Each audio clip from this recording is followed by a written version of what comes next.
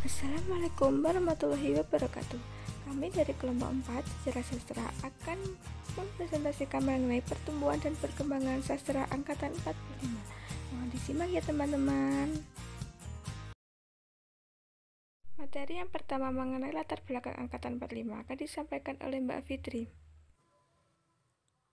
Periode angkatan 45 dimulai tahun 1942, sesudah masuknya Jepang ke Indonesia. Kemudian, pada periode ini merupakan pengalaman dan saat yang paling penting dalam sejarah bangsa dan juga bagi sastra Indonesia.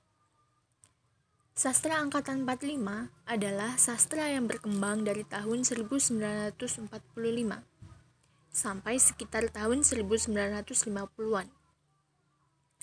Pada tahun tersebut, Indonesia tengah mengalami pergolakan politik yang begitu hebat. Kondisi tersebut memberi pengaruh terhadap pola sastra yang berkembang. Indonesia memproklamasikan kemerdekaannya pada tanggal 17 Agustus 1945. Proklamasi kemerdekaan tersebut ternyata memberi pengaruh besar terhadap perkembangan kebudayaan Indonesia. Angkatan 45 dalam bidang sastra seni mencakup sejumlah pengarang dan seniman Indonesia. Sejak masa sesudah Perang Dunia II, dan yang memiliki konsepsi dan corak tersendiri berbeda dengan angkatan yang terdahulu. Nama angkatan 45 sebenarnya baru dikenal pada tanggal 9 Januari 1949. Pertama kali istilah angkatan 45 disebutkan dalam majalah Siasat oleh Rosihan Anwar. Sekitar penjajahan Jepang, zaman proklamasi. Sebelum nama angkatan ini terbentuk, masyarakat menyebut angkatan tersebut dengan berbagai nama atau istilah. 45 sebagai nama angkatan. Nama angkatan 45 dilontarkan oleh Rosi Anwar dalam majalah Siasat pada tanggal 9 September 1949. Manifestasi angkatan 45 termuat dalam majalah Siasat 23 Oktober 1950 berupa surat kepercayaan gelanggang 18 Februari 1950 mengenai ciri-ciri angkatan 45, yaitu mementingkan wujud pernyataan pikiran, kepribadian seseorang, nilai-nilai baru, kebebasan penuh, dan kebudayaan yang bersifat universal. Angkatan 45 disebut juga sebagai Angkatan Hairil Anwar karena perjuangan Hairil Anwar sangat besar dalam melahirkan Angkatan 45. Dia pula yang dianggap sebagai pelopor 45. Angkatan 45 disebut juga Angkatan Kemerdekaan sebab dilahirkan saat Indonesia memproklamasikan kemerdekaannya. Karya-karya yang lahir pada masa 45 sangat berbeda dengan karya sastra sebelumnya. Karya sastra angkatan ini lebih realistik dibanding karya Angkatan Bujangga Baru yang romantik idealistik. Angkatan 45 didasari beberapa alasan berikut. Yang pertama, corak kebaruan dalam sastra mulai muncul pada tahun 1945. Yang kedua, tahun 1945 merupakan tahun kemerdekaan sehingga mempunyai makna besar dalam sejarah bangsa. Yang ketiga, kemerdekaan merupakan pangkal perkembangan dan kemajuan budaya suatu bangsa. Materi yang berikutnya akan disampaikan oleh Mbak Vina, yaitu mengenai karakteristik angkatan 45. Karakteristik internal. 1. Bahasa yang digunakan adalah bahasa sehari-hari, hidup dan tidak kaku. 2. Bahasa yang digunakan lebih hidup dan maju ke arah penghematan, penyederhanaan, padat dan berisi. 3. Bentuk sajak ditentukan oleh isinya, khususnya padat, bait, dan baris pada sajak. 4. Semboyan-semboyan yang dikemukakan, terutama semboyan dalam puisi, adalah sesuatu yang baru. 5. Dalam penyampaian maksud tidak dilakukan secara berlebih-lebihan atau superlatif. Karakteristik eksternal. 1. Pengarang angkatan 45 curiga dan benci terhadap semboyan-semboyan. Hal ini erat kaitannya dengan pengalaman historis selama penjajahan Jepang yang banyak menggunakan semboyan yang berbau propaganda. 2. Pengarang angkatan 45 memusatkan perhatiannya pada harga manusia pada revolusi. Oleh karena itu, roman yang ditampilkan pengarang angkatan 45 menggambarkan kedahsyatan revolusi. 3. Pengarang Angkatan 45 memiliki konsep humanisme universal. Perubahan gaya yang ditampilkan oleh Angkatan 45 berakar oleh perubahan jiwa. Materi yang berikutnya yaitu mengenai perbedaan sastra Angkatan 45 dengan Angkatan Pujangga Baru yang akan disampaikan oleh saya sendiri. Yang pertama adalah perbedaan konsepsi. Angkatan 45 memiliki konsepsi humanisme universal yang meletakkan tekanan pembangunan kebudayaan dunia. Hal ini tercantum dalam Surat Kepercayaan Gelanggang, yaitu suatu pernyataan Angkatan 45.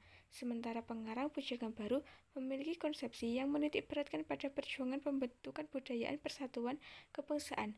Pengarang Pujangga Baru memiliki kesamaan cita-cita, yaitu kebudayaan persatuan kebangsaan, walaupun bagaimana pembentukannya mereka berbeda pendapat. Perbedaan gaya. Angkatan 45 memiliki gaya ekspresi yang mengutamakan keaslian pengucapan jiwa. Penjelmaan pengalaman jiwanya bersifat lantaran perasaan serta-merta. Sedangkan Angkatan Pujangga Baru memiliki gaya impresial lebih banyak terikat pada kesan-kesan luar dan objek yang direkuiskan. Penjelmaan pengalaman jiwanya lebih banyak ditentukan oleh pikiran-pikiran luar yang mungkin berupa pertimbangan-pertimbangan dari segi ilmu pengetahuan, filsafat, tradisi, serta konveksi-konveksi yang ada dalam masyarakat. Corak aliran. Karya sastra Angkatan 45 bercorak romantis, realistis, atau naturalis. Dengan corak tersebut, pengarang ingin melukiskan segala sesuatu sampai sedalam-dalamnya. Hal ini dapat terlihat pada karangan yang berbentuk proses seperti novel karangan Idrus, Pramudia Anantatur, Mokhtar Lubis, dan lain-lain. Sedangkan karya sastra Pujangga Baru bercorak idealistis. Dengan corak tersebut, pengiring ingin melukiskan segala sesuatu tidak dengan sikap menerima apa adanya, melainkan banyak dipengaruhi oleh emosi dan harapan-harapan. Keempat adalah perbedaan peran majalah sebagai media angkatan. Angkatan Pujangga Baru memiliki majalah Pujangga Baru. Majalah ini khusus memuat karangan, pikiran, dan pendapat pengarang-pengarang Pujangga Baru. Dari majalah tersebut dapat diketahui perkembangan dan pertumbuhan serta cita-cita Pujangga Baru. Majalah tersebut menjadi suatu lingkungan yang mempersatukan pengarang-pengarang Pujangga Baru. Sedangkan Angkatan 45 tidak memiliki lingkungan tertentu yang tetap, baik dalam wujud organisasi maupun majalah. Pengarang Angkatan 45 seperti Chairil Anwar menulis puisi-puisinya banyak diterbitkan dalam majalah Pancaraya, namun majalah tersebut bukan sebagai majalah khusus sastra dan bukan penyuara Angkatan 45. Yang kelima adalah Surat Kepercayaan Gelanggang.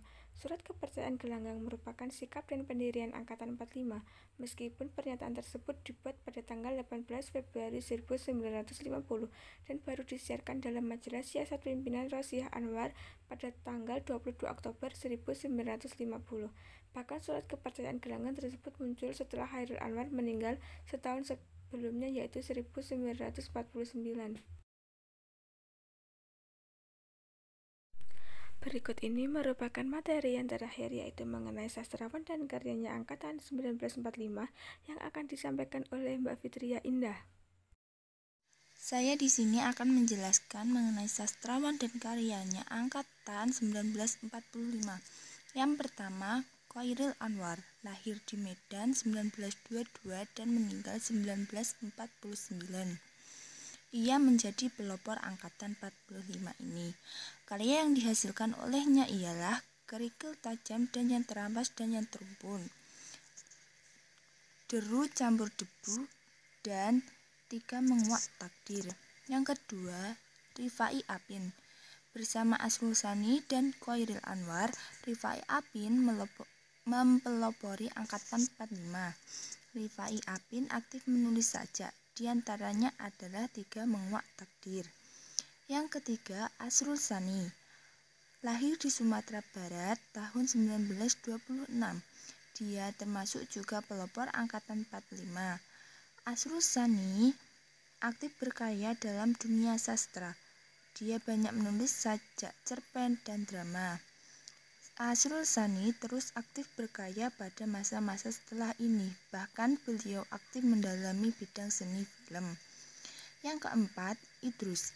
Idrus adalah sastrawan yang aktif menulis karya sastranya yang berupa cerpen, novel, dan naskah drama.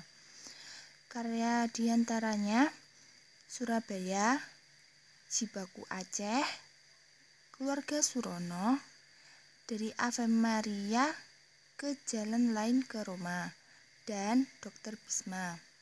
Yang kelima, Utuy Tatang Sontani, karyanya Suling, Orang-orang Sial, dan Awaf dan Mira. Yang keenam, Ahdiat Kartamiharja, karyanya Ateis dan Bentrokan dalam Asrama. Yang ketujuh, Pramudia Anantatur, karyanya Perburuan, Cerita dari Blora, dan Keluarga Gerilya. Dan untuk yang terakhir yaitu Mokhtar Lubis yang punya karya Jalan Tak Ada Ujung, Harimau, dan Si Jamal. Nah, bagaimana nih tanggapannya tentang penjelasan dari kami? Jika ada yang kurang paham, tolong ditanyakan pada diskusi ya. Terima kasih. Wassalamualaikum warahmatullahi wabarakatuh.